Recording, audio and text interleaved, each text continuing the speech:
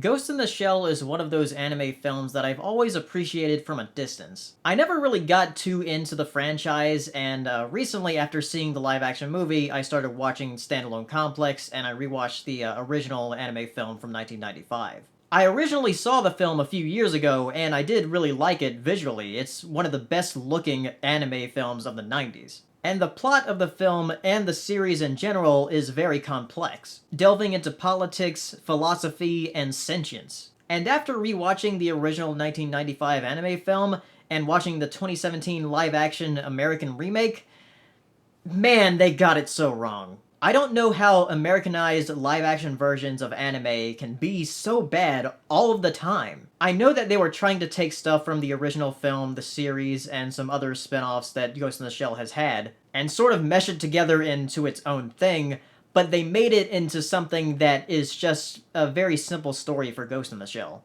I will say a couple of good things about the movie, being that it actually looks pretty interesting for a new sci-fi universe. It looks very Blade Runner-esque, but that's kind of sort of what Ghost in the Shell is sort of inspired by. Don't quote me on that, but it sort of seems like it. And I like how they integrated the cyber enhancements in the world to where it feels like everybody has something prosthetic about them. If you've watched the original film and the show Standalone Complex, you know that pretty much everybody has something prosthetic about them. They might look outwardly human, but some part of them is a cyborg. But that's about where the good ends. Besides the simplified plot, there are a lot of other problems with the movie. First of all, before I skip over it, I'll tell you what's wrong with the plot.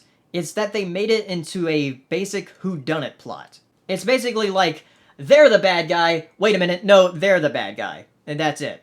The original movie was a lot more complicated than that, and it also had a bit of a gray area between what is good and evil. Also, the twist that they come up with in this movie is one of the worst things I think they could have done. If you've seen reviews where they basically spoil the ending, you know what I'm talking about. I don't really want to spoil it for you if you actually do want to see this movie, but I will just say that if you don't want it spoiled, stop the video now, because I'm going to reveal it, because it is something just awful.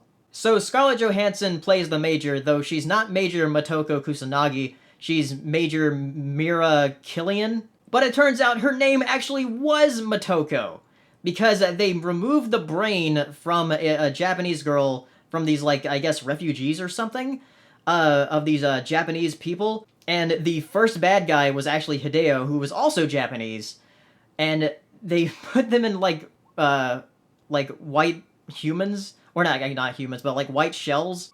It's really bad. I don't understand, like, why they did that. Like, I was on the side of, like, you know, I don't understand, like, the whitewashing and everything. I was on that side because, I mean, like, they're cyborgs. Does it really matter? And after seeing this, I'm like, holy shit, it really does in this context.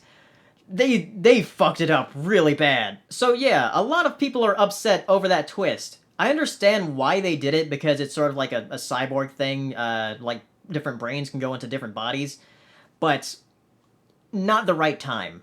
It probably won't ever be the right time unless we actually do get to that point where we swap brains in different bodies. Also, the acting, while fine for, like, Scarlett Johansson and the Japanese actor that played what's his name, Chief Aramaki. Yeah, Chief Aramaki. The Japanese actor that played him was fine. He was the only person that didn't speak English.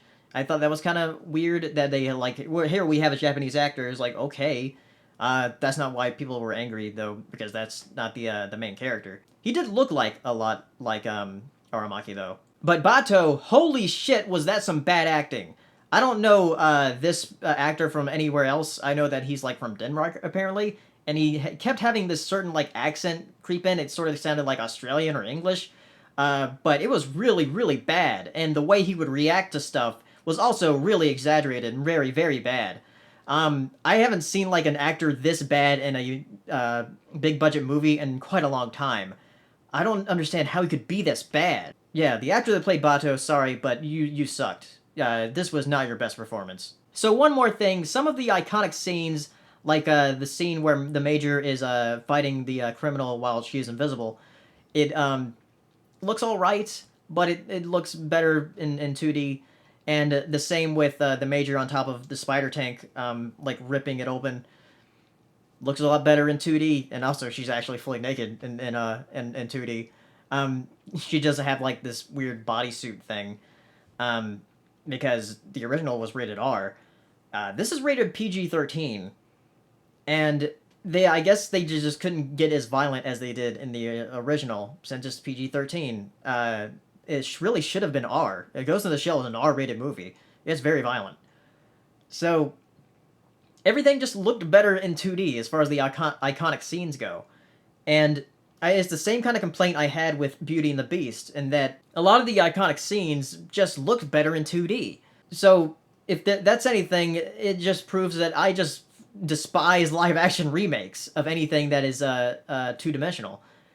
So yeah, it's just bad. You might get something visually interesting out of this movie, but that's about it. As far as like an interesting story, you're better off watching the show or the original film or anything else that they've put out for Ghost in the Shell, because there's a lot. I haven't seen all of it. I've been working my way through Standalone Complex because I remember seeing that on Adult Swim for a while, but I never really got into it. So I've been watching it now, and it's pretty interesting. It's definitely a lot more complex than I remember it being. So if you've seen the live-action remake of Ghost in the Shell, tell me down in the comments what you thought of it, and I'll see you next time. Bye.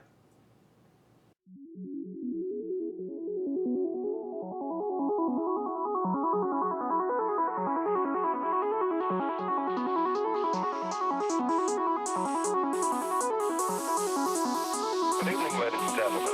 Well, by now we're getting a bit used to winter. We're like soldiers in the middle of a campaign, growing hardened to discomfort and better able to save.